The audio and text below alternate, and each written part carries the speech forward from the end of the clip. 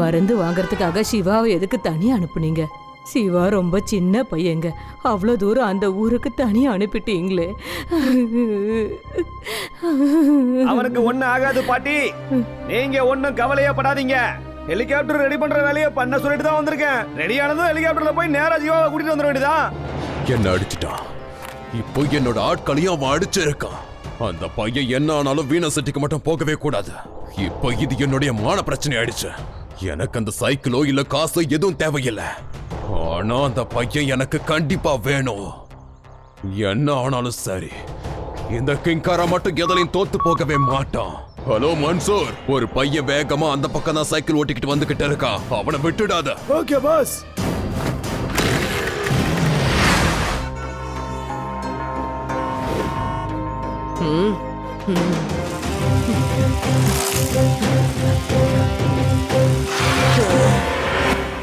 அடி வாங்கினவன் சும்மா இல்லாம அடி வாங்கறதுக்கு திரும்ப திரும்ப ஆள் அனுப்பிச்சுக்கிட்டே இருக்கான் போல இருக்கே.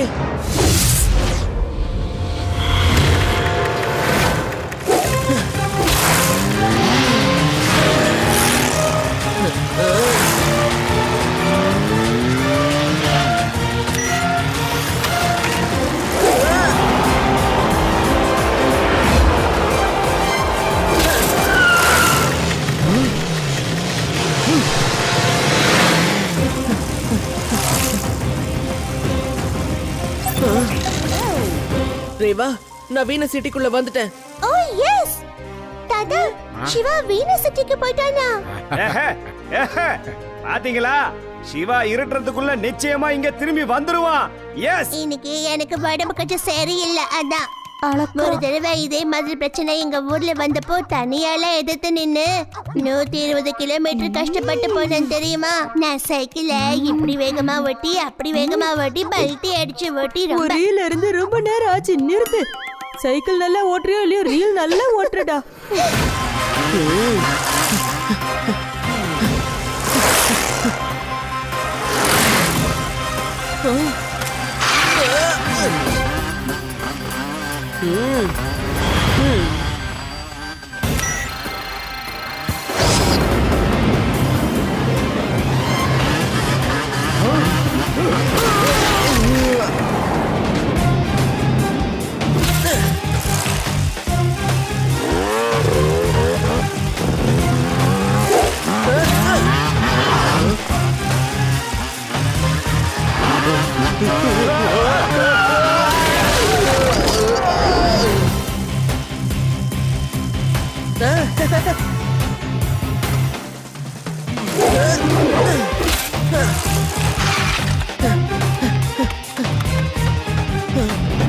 என்னாச்சுப்பா, உனக்கு இப்படி மூச்சு வாங்குது?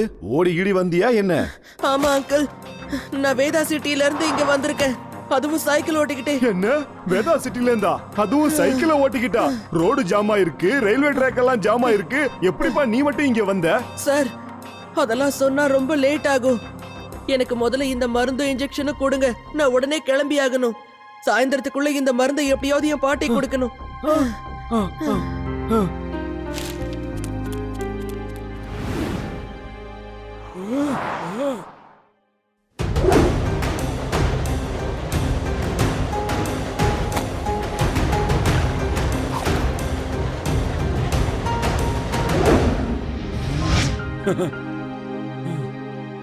நீங்க ரயில்வே இன்ஜினோட டிரைவர் தானே? ஒரு தடவை இன்ஜின் ஃபெயில் ஆனப்ப மயங்கிட்டீங்களே. நானேதான். தம்பி, நீ சிவா தானப்பா? ஆமா அங்கிள். நன்றி சிவா, நீதான் என் உயிரையே காப்பாத்துனது. அப்ப நான் உன்னை பார்க்கவே இல்லப்பா. அதுக்கப்புறம் தான் டிவி நியூஸ்ல பார்த்தேன். அப்பதான் உன்னை பத்தி தெரிஞ்சுக்கிட்டேன். அப்பவே உன்னை பார்க்கணும்னு நினைச்சேன். நல்ல வேலைப்பா, இப்ப நான் உன்னை பார்த்துட்டேன். ஓகே அங்கிள், நான் இப்ப கிளம்புறேன். என்னோட பாட்டிக்கு ரொம்ப உடம்பு சரியில்லை. இந்த மருந்தை எடுத்துட்டு நான் சைக்கிள்லே வேதா சிட்டிக்கு போயாகணும், அதுவும் சாயந்தரத்துக்குள்ள.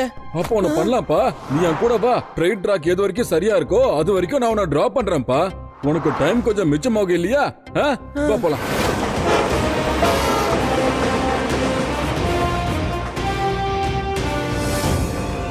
பாஸ், அந்த பையன் ட்ரெயின்ல போயிட்டு இருக்கான் பாஸ். என்கிட்ட இருந்து தப்பிச்சு போயிட முடியுமா? ஃபாலோ பண்ணு, நான் வந்துகிட்டே இருக்கேன்.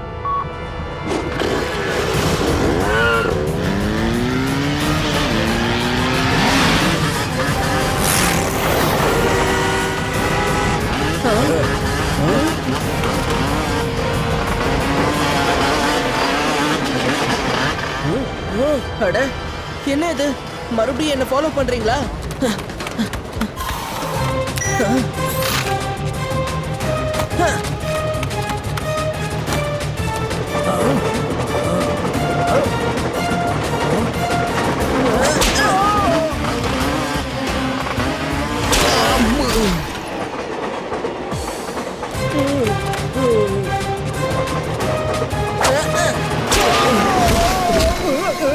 இந்த நல்ல காரியத்துல என்னோட பங்கும் இருக்கணுமே சிவா. கொண்டா நானும் அடிக்கிறேன்.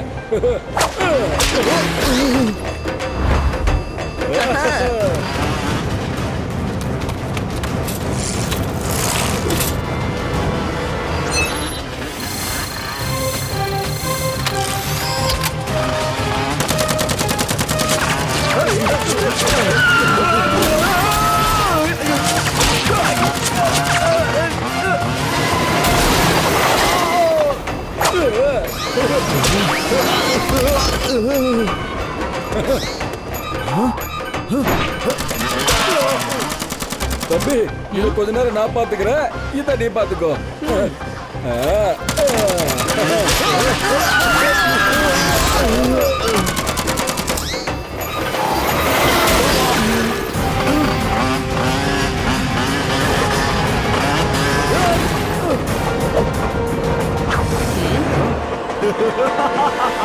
அங்கிள் உங்க மூஞ்சில முட்டையோ தக்காளியோ நிச்சயமா அடிக்க மாட்டேன். ஓ அப்படியா?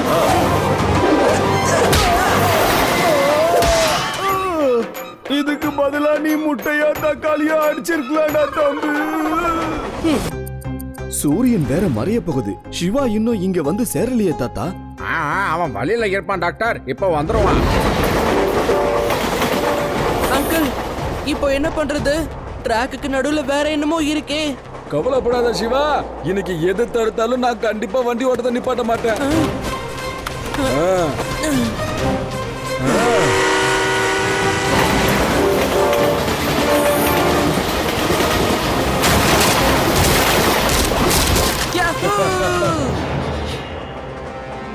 நான் உன்னை விடவே மாட்டேன்.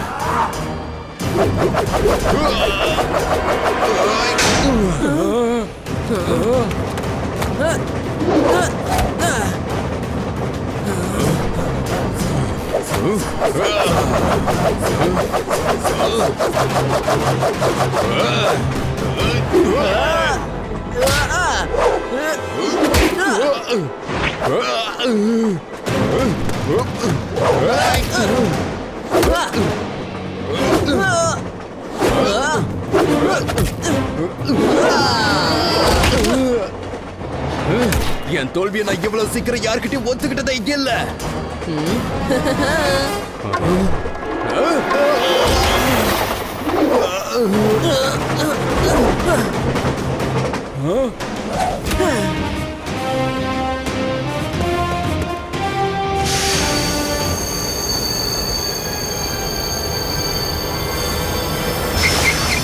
என்ன மன்னிச்சிருப்பா சிவா, ட்ரெயினை இதுக்கு மேல கொண்டு போக முடியாது.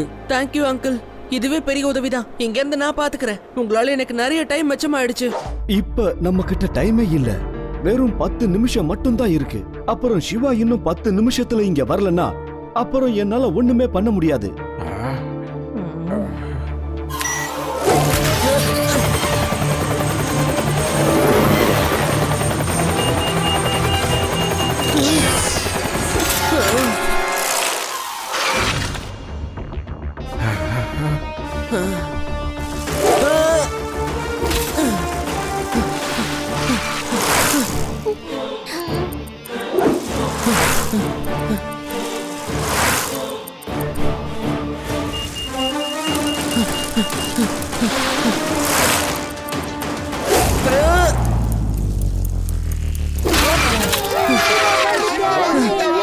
டாக்டர் இந்தாங்க இன்ஜெக்ஷன்.